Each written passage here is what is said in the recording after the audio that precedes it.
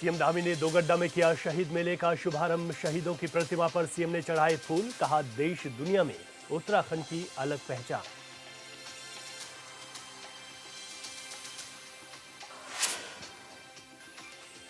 देहरादून में आपदा प्रबंधन प्राधिकरण के कार्यक्रम में सीएम धामी ने की शिरकत। कहा, आपदा को रोका नहीं जा सकता, विभागों को तैयार रहने के दिए आदेश।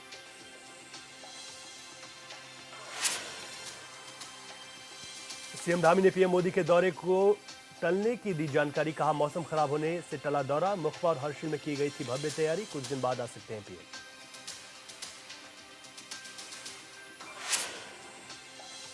उत्तराखंड हाईकोर्ट ने सहकारी समितियों के चुनाव मामले में की सुनवाई। एकल पीठ के आदेश के पक्ष में रखा फैसला सुरक्षित। राज्य सरकार ने दायर की थी विशेष याचिका।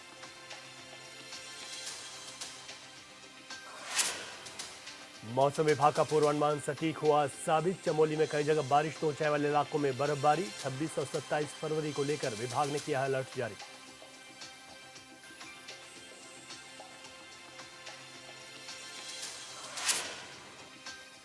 नमस्कार, मैं हूं रवि केंद्रा। हॉर्नबिल टीवी देख रहे हैं आप। खबरों की शुरुआत करते हैं। सीएम धामी आज पौड़ी गढ़वाल के दौरे पर रहे, जहां सीएम ने दोगड्डा पहुंचकर दीप प्रज्वलित कर शहीद मेले का शुभारंभ किया।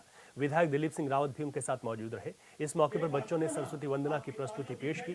अमर शहीद चंद्रशेखर आजाद और उनके निकट सहयोगी क्रांतिकारी भवानी सिंह रावत की स्मृति में प्रतिवर्ष दोगड्डा में शहीद मेले का आयोजन किया जाता है। इस मौके पर सीएम धामी ने मौजूद जनता को संबोधित भी किया।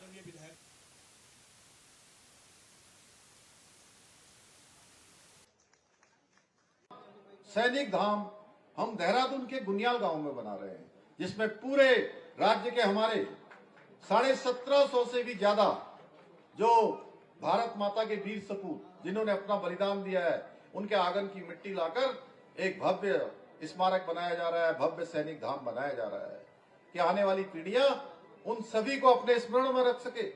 इतना ही नहीं, हमारी सरकार द्वारा स्वतंत्रता सेनानियों के आश्रितों को स्वास्थ्य सेवाएं और आवासीय योजनाओं में भी प्राथमिकता दी जा रही है।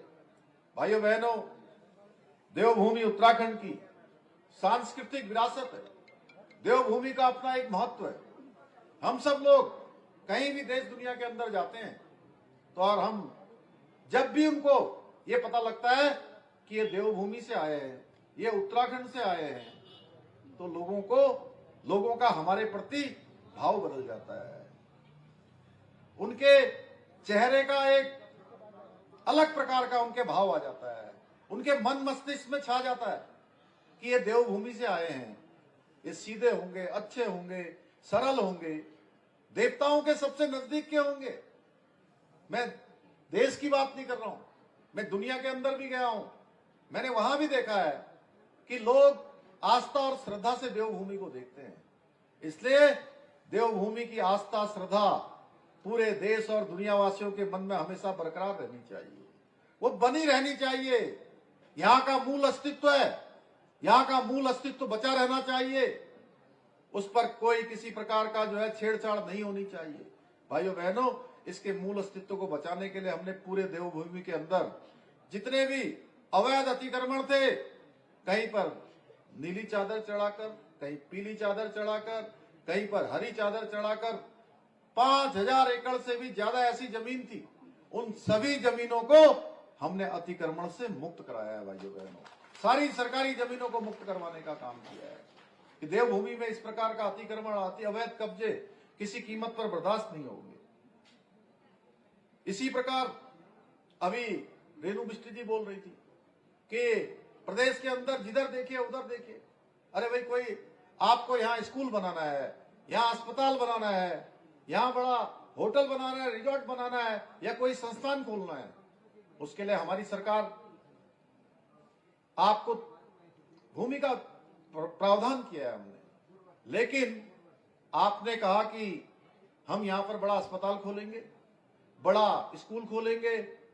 आप एक तरफ कह तो ये रहे हैं कि स्कूल खोलेंगे, अस्पताल खोलेंगे और हजारों लोगों को रोजगार देंगे, दूसरी तरफ जमीन लेने के बाद ना आप उसमें स्कूल खोल रहे हैं, ना आप अस्पताल खोल रहे हैं, ना कोई संस्थान बना रहे हैं, ना हमारे यहाँ के नौजवानों को, यहाँ के लोगों को रोजगार भी नहीं दे रहे हैं। और आपने हजारों एकड़ जमीन आपने कब्जा कर ली है, आपने खरीद ली है। औने पौने दामों में जिनको जरूरतमंद लोगों से आपने उन जमीनों को खुर्द-बुर्द कर लिया है। भाइयों बहनों, हमने कहा ये किसी कीमत पर नहीं चलेगा। ये सांस्कृतिक विरासत, पर्यावरण संतुलन, आम अधिकार, आम लोगों के अधिकारों के लिए कि हमने कहा कि उत्तराखंड में हम अब ये नहीं होने देंगे। भाइयों बहनों, यहां पर जिस प्रयोजन के लिए जमीनें खरीदी गई थी, जिन लोगों ने उस प्रयोजन में उन जमीनों को नहीं लगाया है, उनकी ऐसी जमीनों को भी हमने जब्त करने का अभियान प्रारंभ कर दिया है। हम जब्त कर रहे हैं, सरकार में निहित कर रहे हैं। इसके साथ ही लंबे समय से यहाँ की जनभावनाएं थी, यहाँ लोगों के बीच में से लगातार आवाज उठती थी कि उत्तराखंड के अंदर एक सशक्त भूमि सुधार की व्यवस्था होनी चाहिए, कोई भूमि का कानून होना चाहिए। मुझे आप सबको बताते हुए खुशी हो रही है कि हमारी सरकार ने, भाइयों बहनों, आप सब लोग जिसकी मांग कर रहे थे लंबे समय से, जिसकी प्रतीक्षा बहुत सालों से थी, आप सबकी मांग पर 4 दिन पूर्व हुए विधानसभा सत्र के दौरान हमने भू कानून को सदन के अंदर, विधानसभा के अंदर पूर्ण बहुमत से पारित कर दिया है। अब हमारी जमीनों की यहां पर इस प्रकार की बंदरबाट नहीं होगी, इस प्रकार से खरीदारी नहीं होगी। ये कानून प्रदेश में अनियंत्रित रूप से जो भूमि खरीद बिक्री पर रोक लगाने के साथ साथ राज्य के मूल स्वरूप को भी सुरक्षित रखेगा। कुछ लोग इस बारे में भी, जब भी हम कोई कानून बनाते हैं तो अपने समय में तो कोई काम इन्होंने किया नहीं, अपने समय में इन्होंने काम किया होता तो आज इनको ये सब कहने की आवश्यकता नहीं पड़ती।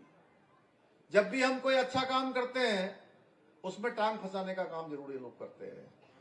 अब भ्रामक जानकारी फैलाने की कोशिश कर रहे हैं, लेकिन एक पहाड़ का बेटा होने के नाते मैं आप सभी को आश्वस्त करना चाहता हूं कि ये कानून हमारी देवभूमि की संस्कृति, सम्मान और प्राकृतिक संसाधनों की रक्षा करेगा।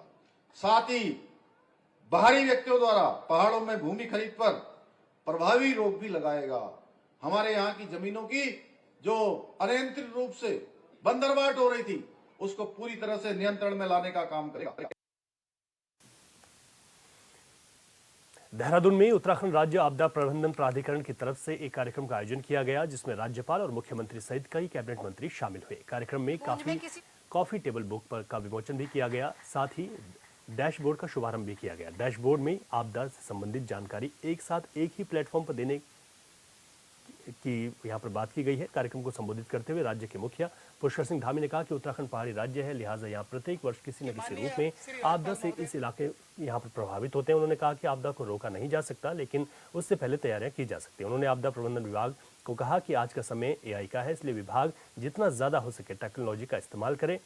उन्होंने वनाग्नि और पेयजल समस्याओं का भी जिक्र किया, जिसमें उन्होंने कहा कि इन समस्याओं से निपटने के लिए पूरी तैयारी रखें। आपदा प्रबंधन विभाग के द्वारा, पूरे प्रशासन के द्वारा, सरकार के द्वारा, हमारे सभी वहां के उस क्षेत्र के जनप्रतिनिधियों के द्वारा, विभिन्न संगठनों के द्वारा, व्यापारिक संगठन, धार्मिक संगठन, स्वयं सहायता समूह, अनेक लोगों ने जो अपना योगदान दिया, उसी का आज हम सब उन प्रयासों को दर्शाने वाली कॉफी टेबल बुक का विमोचन करने के साथ ही आपदा प्रबंधन के क्षेत्र में जो नवाचार हो रहे हैं, जैसा अभी राजकुमार नेगी जी यहाँ से प्रेजेंटेशन हम सब लोग देख रहे थे कि कितने हमारे यात्री आए हुए हैं, कहाँ पर क्या स्थिति है, वो सभी उस चीज़ों को अपडेट करने में, नवाचारों को बढ़ावा देने के लिए जो डैशबोर्ड है उसका आज लोकार्पण हुआ है। भाइयों बहनों, पिछले वर्ष जो आपदा आई और वो समय था चारधाम यात्रा का भी समय था, जैसा अभी सौरभ जी ने कहा कि वास्तव में बहुत कठिन समय था और ऐसा भी लग रहा था कि जो है कि यात्रा दोबारा कैसे शुरू होगी। बड़ा कठिन समय था और रात को, पूरी रात भर हमारे सुमन जी और श्री विनय शंकर पांडे जी, हमारे जो है पूरे आपदा प्रबंधन की टीम, हमारे गृह मंत्रालय की टीम और जिला एडमिनिस्ट्रेशन, वहाँ के जिलाधिकारी, पूरी उनकी टीम, पूरे रात भर हम लोग, मुझे ध्यान है कि 4-5 बजे तक मैं भी लगातार इनके संपर्क में रहा और प्रातःकाल 8 बजे उस दिन हमारा एक यहाँ पर मैंने जो है पीडब्ल्यूडी डिपार्टमेंट की समीक्षा बैठक रखी हुई थी और इतनी बड़ी आपदा आ गई तो हमने तुरंत जो है उस बैठक को स्थगित किया। सतपाल महाराज जी का मुझे फोन आया कि बैठक में कितने बजे आना है लक्ष्मी जी, तो मैंने उनको कहा कि अब आज बैठक नहीं कर पाएंगे और आज हम लोग जो है यहाँ से सीधे केदारनाथ जी में जाएंगे। और भरत चौधरी जी को भी मैंने फोन मिलाया तो ये भी देहरादून में थे उस दिन, तो मैंने कहा आप भी तैयार हो जाइए और सीधे आप जो है हेलीपैड पर आइए। और हम लोग यहाँ से सीधे पहले गए घनसाली क्षेत्र में, गुत्तू क्षेत्र में बड़ी आपदा आई थी, वहाँ भी और बड़ा दर्दनाक था। वहाँ भी होटल चलाने वाले एक परिवार के दंपत्ति पूरी आपदा की चपेट में आ गए और पूरा का पूरा सब कुछ वहाँ तबाह हो गया। बहुत बुजुर्ग माता थी, उनके बेटे और बहू दोनों ही एक साथ जो है उस आपदा में उनका लापता हो गए उसमें। और माता जी को पता भी नहीं था, माता जी को पता भी नहीं था, उनको आप बताए कौन घर में जाकर। मैं वहां पहुंचा और सतपाल महाराज जी भी थे, भरत चौधरी जी भी थे, हम लोग थे और उस क्षेत्र की काफी सारी महिलाएं वो जो है बहुत तेज से मतलब अब इतनी बड़ी घटना हो गई थी वहां से उनके बीच से, तो अब उसमें स्वाभाविक उनका आक्रोश भी था। आपदाओं का हमको हर वर्ष किसी न किसी रूप में सामना करना पड़ता है। कभी सिलकारा की आपदा आती है, हम लोग पूरी तरह से मुस्तैद होकर वहां पर रहते हैं, हमको हमारे सभी का मार्गदर्शन मिलता है, सभी का सहयोग मिलता है। और सिलकारा की जो आपदा थी वो आपदा वास्तविक पूरे विश्व के अंदर उस पर रिसर्च हो रही है। अभी हमारे ऑस्ट्रेलिया वाले जो अर्नोल्ड वो भी आए थे, आपसे भी भेंट करी होगी, मेरे पास भी आए थे। वो कह रहे थे इस पर जो है शोध चल रहा है कि 17 दिन सुरंग के अंदर लोग रहते हैं और पूरी तरह से फिट और स्वस्थ होकर बाहर निकलते हैं। ऐसे अनेक आपदाएं, कभी रेणी की आपदा है, कभी बर्णावत पर्वत की आपदा है, कभी अतिवृष्टि की आपदा है, देहरादून से लेकर हमारे एल धारा धारचूला तक में, चमोली के तपोवन की आपदा। कोई ऐसा क्षेत्र नहीं है हमको कभी अतिवृष्टि, कभी भूस्खलन, कभी बादल फट जाना, कभी अभी इस वर्ष घनसाली में 3 बार मैं गया। तो इन आपदाओं से हमको तैयार रहना है, नवाचार को अपनाना है, एआई को और ज्यादा हमको, क्योंकि आने वाला समय एआई का है। मैं तो चाहूंगा कि हमारा जो आपदा प्रबंधन विभाग है पूरी तरह से एआई को, उसके लिए और हमें संसाधन भले ही लगाने पड़े। हम आपदाओं को रोक नहीं सकते, लेकिन आपदाओं को मिनिमाइज कर सकते हैं, उनके प्रभाव को कम कर सकते हैं। तो इस दिशा में अभी बहुत हमने ये शुरुआत की है। मैं आदरणीय राज्यपाल महोदय का धन्यवाद करता हूं, उन्होंने हमें इस दिशा में मार्गदर्शन दिया है, हमको प्रेरित किया है। और पूरे आपदा प्रबंधन विभाग समेत सभी विभागों को, जो भी अभी हमें बनागनी का भी सामना करना पड़ रहा है, एक मॉक ड्रिल अभी हमने करी है, उसके लिए भी हमें अभी से तैयार होना है। आने वाले समय में हमको पानी की जो समस्या है उससे भी हमको अभी से जो है उसके लिए भी प्रयत्न करना है। अब जो भी चुनौतियां हमारे सामने आ सकती हैं, सफलता का ये भी एक बड़ा कारण होता है कि हम आने वाली चुनौतियां हैं उनको पहले से ही उनका आकलन कर लें और उस पर हम तैयारी कर लें। मुझे लगता है कि आज का ये जो आपदा प्रबंधन प्राधिकरण द्वारा ये कॉफी टेबल बुक का लोकार्पण हुआ है, विमोचन हुआ है। प्रधानमंत्री नरेंद्र मोदी का उत्तराखंड दौरा टल गया है। पीएम मोदी 27 फरवरी को उत्तरकाशी के मुखबा और हर्षिल जाने वाले थे, लेकिन राज्य के मुखिया पुष्कर सिंह धामी ने बताया कि देहरादून मौसम विभाग ने जानकारी दी है कि 26 और 27 फरवरी को प्रदेश के ज्यादातर जिलों में बारिश होने वाली है। साथ ही ज्यादा ऊंचाई वाले इलाकों में बर्फबारी होने की संभावना भी है, लिहाजा पीएम मोदी का कार्यक्रम टल गया। उन्होंने कोई तिथि तो नहीं बताई, लेकिन इतना जरूर कहा कि आने वाले दिनों में पीएम के दौरे की तिथि तय की जाएगी। प्रधानमंत्री जी भी उस यात्रा में उनका भी कार्यक्रम प्रस्तावित है। 27 तारीख का कार्यक्रम प्रस्तावित था, फिर 27 को मौसम विभाग ने कहा कि अब पता नहीं मौसम विभाग वाले यही होंगे, उनसे मैंने लिखित में मंगवाया था, तो उन्होंने 27 26 तारीख दोनों ही दिन, 26 को भी आदरणीय प्रधानमंत्री जी के कार्यालय से कहा गया कि हम 26 को कर लेते हैं, लेकिन 26 को भी दिन में 10-11 बजे के बाद जो है फिर से वही, चूंकि कार्यक्रम 3-4-5 घंटे का होगा, और फिर 27 को भी नहीं है, तो अब नई तिथि होगी। वैसे वहां पर बहुत शानदार तैयारियां हो गई, मैं कल वहां गया था, और इतना शानदार जो शीतकालीन की हम बात कर रहे हैं वो अपने आप में एक मेरे लिए भी एक अलग प्रकार का अनुभव था। जब मैं कल मुखवा में गया था, मैंने देखा बिल्कुल चारों तरफ श्रीकुंड पर्वत, वो पर्वत, सामने का पर्वत, आसपास का बर्फ की चादर। आप लोगों से भी मैं कहूंगा कि आप लोग जरूर देखने जाइए और लोगों को बताइए कि शीतकाल में हमारा राज्य किस प्रकार से और सुंदर हो जाता है। नैसर्गिक रूप से एक नई ऊर्जा की प्राप्ति होती है, अध्यात्म की, शांति की, मन बिल्कुल स्थिर हो जाता है। थोड़ी देर आप ध्यान भी लगाएं तो आपके अंदर एक नई आभा प्रकट होगी, नई चेतना प्रकट होगी, आपके विचार और मजबूत होंगे, आपके जीवन को स्थिरता मिलेगी, जीवन की भागदौड़ में एक नया अनुभव आपको मिलेगा। मुख्यमंत्री पुष्कर सिंह धामी की घोषणा के बाद उत्तराखंड में शीतकालीन चारधाम यात्रा की शुरुआत की गई है, यानी अब चारधाम यात्रा 12 महीने चलेगी। मुख्यमंत्री ने कहा कि प्रदेश में शीतकालीन यात्रा के शुभारंभ से देवभूमि का तीर्थाटन एवं पर्यटन और भी सशक्त होगा। इससे न केवल वर्ष भर पर्यटकों का आगमन बढ़ेगा, बल्कि यहाँ के अनेक पर्यटन स्थल भी प्रचलित होंगे। साथ ही स्थानीय निवासियों के लिए रोजगार के नए अवसर सृजित होंगे।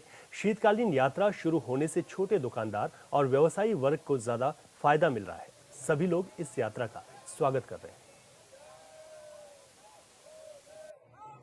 देखिए, जब इस तरह की पहल होती हैं तो निश्चित तौर पे स्थानीय व्यापारियों को लाभ मिलता है, रोजगार बढ़ता है।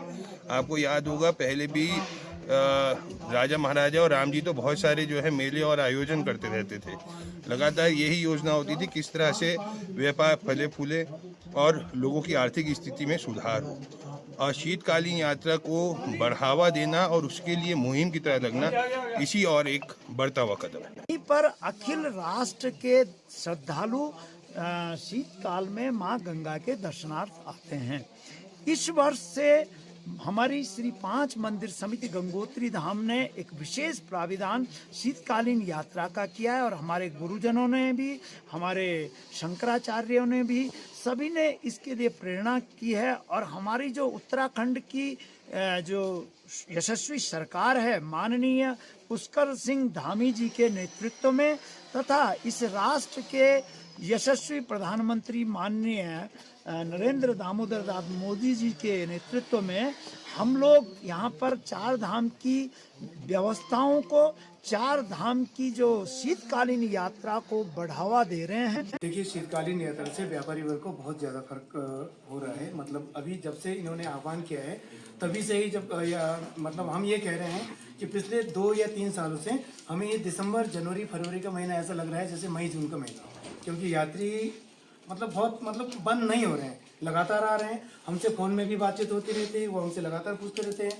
होटल खुले हैं या नहीं है और रास्ते सही है कि नहीं है, बर्फ़ गिरी या नहीं है। जब हम ये मैसेज उनको देते हैं, चाहे इंस्टा के माध्यम से, चाहे ऑनलाइन के माध्यम से, चाहे फ़ोन के माध्यम से, बहुत उत्सुक होते हैं और उनका रुझान बहुत तेज़ी से यात्रियों की संख्या बढ़ी।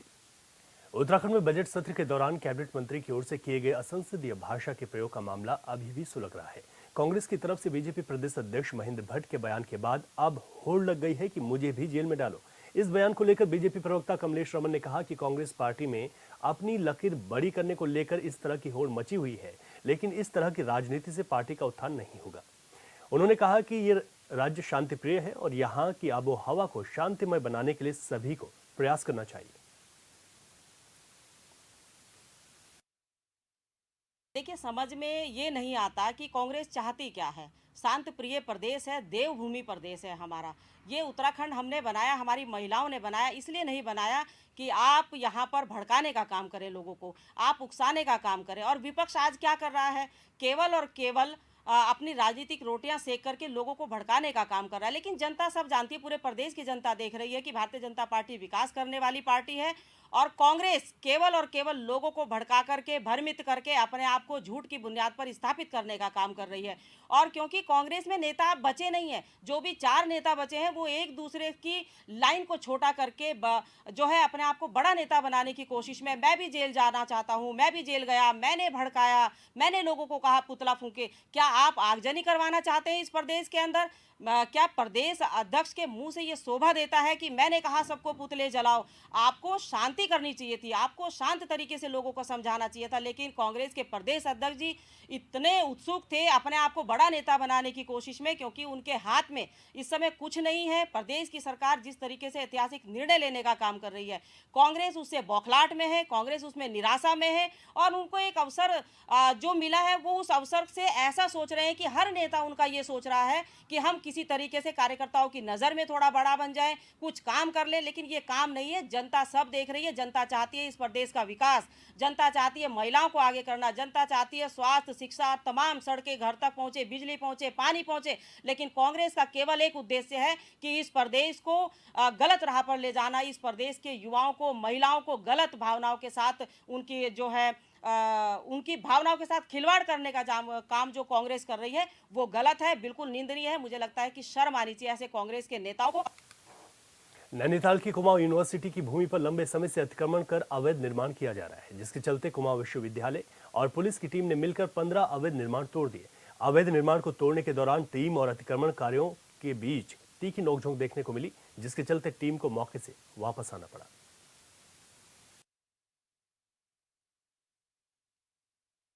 नोटिस दिया गया है, न कोई पता है, सुनसान आ रहे हैं और सीधे कह रहे हैं कि ये हमारा है। मतलब ये आके सीधे तो घर में यहाँ कोई नहीं है, हल्द्वानी गए उनका घर तोड़ दिया गया है, उनके घर में जेवरात हैं, कोई चोरी हो जाए उसका हर्जाना कौन भरेगा? पुलिस प्रशासन लेके आए हैं, लोगों को धमकियां दी जा रही हैं, गरीब लोगों को डराया जा रहा है। यहाँ कॉलेज पे हमारी जमीन करके कुछ है नहीं इनके पास, खाली हमारी करके डरा रहे हैं, रात दिन मतलब लोगों को परेशान कर रहे हैं। यहाँ आज यहाँ पे घर तोड़ा गया, वो बेचारे यहाँ घर में नहीं है, वो हल्द्वानी गए हैं और उनके घर में कोई नहीं, उनके दोनों घर तोड़ के उनका पूरा छत बाहर फेंक के, उनके घर में जेवर है, पैसा है, सब कुछ है, उन लोगों को कोई पता नहीं है, उनका घर पूरा तोड़ा गया है, तहस नहस कर दिया है इन लोगों ने। नहीं, काफ़ी टाइम से जो हमारा डेवलपमेंट एंड प्लानिंग सेक्शन है वहाँ पे ये शिकायत थी कि लोग अनावश्यक इंक्रोचमेंट कर रहे हैं, और जो इंक्रोचमेंट हो रहा है वो हमारे ही एम्प्लॉय जो कुछ रिटायर हो जा रहे हैं वो यूनिवर्सिटी के एडजॉइनिंग एरिया पे, यूनिवर्सिटी के बाउंड्री के बगल पर मतलब टेम्परेरी स्ट्रक्चर खड़ा कर दे रहे हैं। तो उनको काफ़ी टाइम से नोटिस दिए गए, नोटिस चस्पा किए गए, लेकिन वो नहीं माने। तो उसके बाद जो टेम्परेरी जितने भी थे वो टेम्परेरी दो टेम्परेरी उसको हटाया। सब कुछ विरोध भी यहाँ पे हुआ है लोगों अब विरोध लोगों का है, लेकिन अब उसको लीगली देखें। नहीं, अब नक्शा तो यूनिवर्सिटी के पास, जो यूनिवर्सिटी का जो हमारा अनुभाग है उनका ये कहना है एम्प्लॉय का कि वहाँ पे हमारा ऑथराइज्ड ये लैंड जो है उनकी है, मतलब यूनिवर्सिटी की है, और उसका ठीक है पटवारी और रेवेन्यू डिपार्टमेंट से उसका वो करवा लिया जाएगा। लेकिन ये जो फर्स्ट अभी 2 स्ट्रक्चर थे 3 सेट के निहायती टेम्परेरी, वो बिल्कुल एडजॉइनिंग थे जूलॉजी डिपार्टमेंट के बगल पे, तो वो प्रथम दृष्टया ही जो है वो इंक्रोचमेंट लग रहा था और हमारी ज़मीन पे थी। वो उनको बाकायदा पहले नोटिस दिया गया था, उस पर नोटिस चस्पा किया गया था, उनको ये भी पता था कि इनको वो होना है, वो हो गया। जहाँ भी मतलब रेगुलर पक्का कंस्ट्रक्शन है तो उनको चेक करवा लिया जाएगा, उसमें लीगल राय ली जाएगी, उसके बाद उन पर कार्रवाई। उत्तराखंड की खबरों के इस बुलेटिन में अभी के लिए इतना ही। खबरों से अपडेट रहें और देखते रहे हॉर्नबिल टीवी। इजाजत दीजिए, नमस्कार।